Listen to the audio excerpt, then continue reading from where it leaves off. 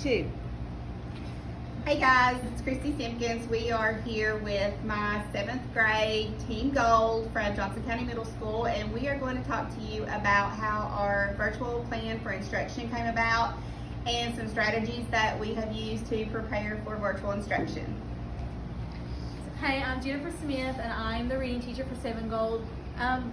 Obviously, a lot of planning went into this. We've spent several weeks getting ready for the first day of school and making different instructions and different instructional strategies, developing a schedule to where the kids wouldn't have to be in so many Google Meets every single day. We've got it split up to where math and science have Google Meets 2 days a week, reading, language arts, and social studies have their Google Meets 2 days a week, and then the exploratory classes meet 1 day a week. So we're trying to lessen the load a little bit on the kids as far as attending Google Meets, and what we did today went really well. We had really good participation in our Google Meets. We were pleased how it went. We didn't see a lot of technical issues. Hopefully, crossing our fingers that continues, and it was really, really good to see some of the kids on the Google Meets today and get to talk to some of them. So all you guys went together for your lives, right? So everybody kind of, so all your little faces got to see all their little faces. Yes. So what kind of some positive things that came out of today? Somebody. We had a lot of good participation. I mean, we might have had like 1 or 2. I know we had one group that had 5 that were missing, but for the most part, we had great participation. When asked to do something like they didn't have their cameras on, when we asked them to turn their cameras on, they turned it on.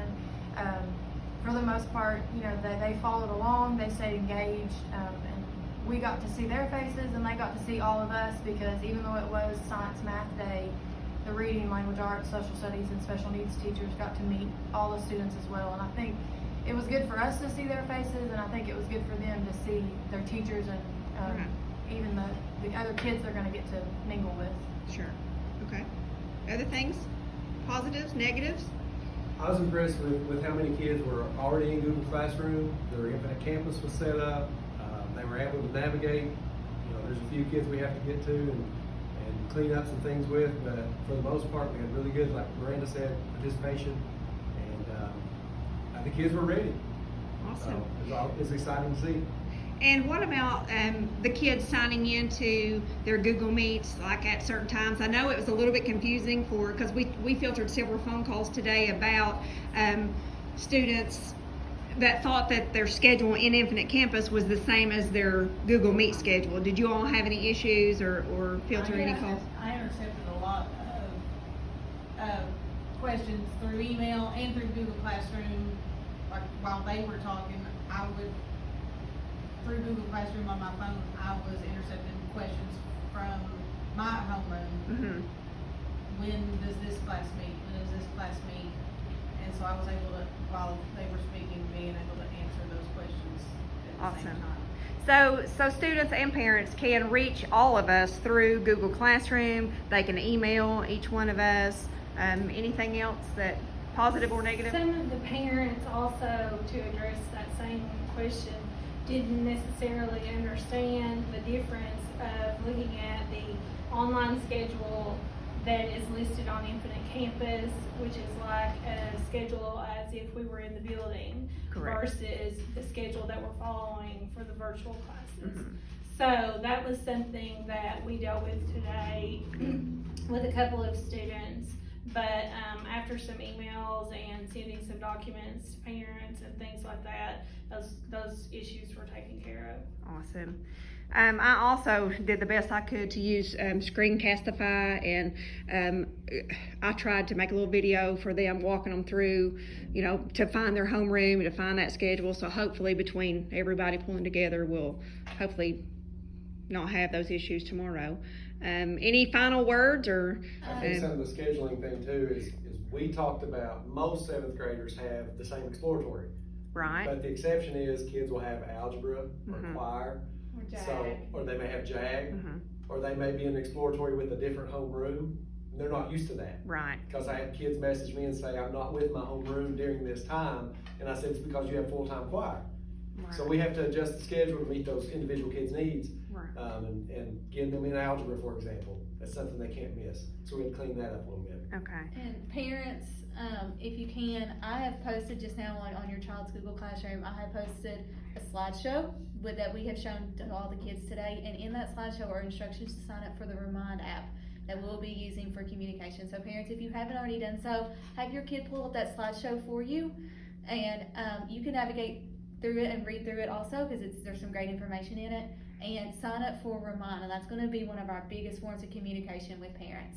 And it's super easy. You can either download an app or sign up for text notifications, but super, super easy. So please download the Remind app if you haven't already. Okay. One of the things we stressed to our kids today was through all of this, we have to be patient and we have to be flexible. And not just with us with them, but them being patient and flexible with us too. We know technology doesn't always cooperate, so there can be issues, and we want parents to also be patient and be flexible as well. You know, this is overwhelming and stressful for all of us, so we want this to go as smoothly as possible. I agree, But definitely. ask questions, cause Yes. we'll do whatever we can Yes, to yes, answer them and get you where you need to be. Ask us questions. Yes, that's what I was gonna say, like Marie, that if you have an issue, don't just sit there at home. Call the school, contact us, email us, we will help you the best we can, and if one of us don't know it, we will contact administration and we will get it took care of. I agree. I think it's just a teamwork. It's going to take all of us together, parents, students, teachers, admin.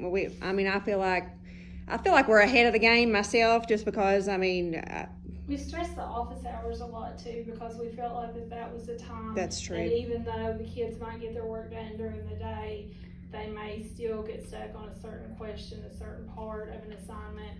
And we stress to them that we would be available from 5 to 7 every evening. Right. And not every teacher will be online from 5 to 7. You can choose an hour of that time in between 5 and 7. So half of you may choose 5 to 6 and the other half may choose 6 to 7. And that, that's just flexible. As long as somebody in your team can be online and available to answer questions. So awesome job today, guys. I know we're exhausted. I know it's been crazy, anxieties through the roof, but we made it, y'all. We made it. So good job. I'm proud of y'all. We're proud of the And, kids too. They did a great job. but y'all have to come back tomorrow, okay? So come back tomorrow and we'll do this all again, all right? Thank y'all.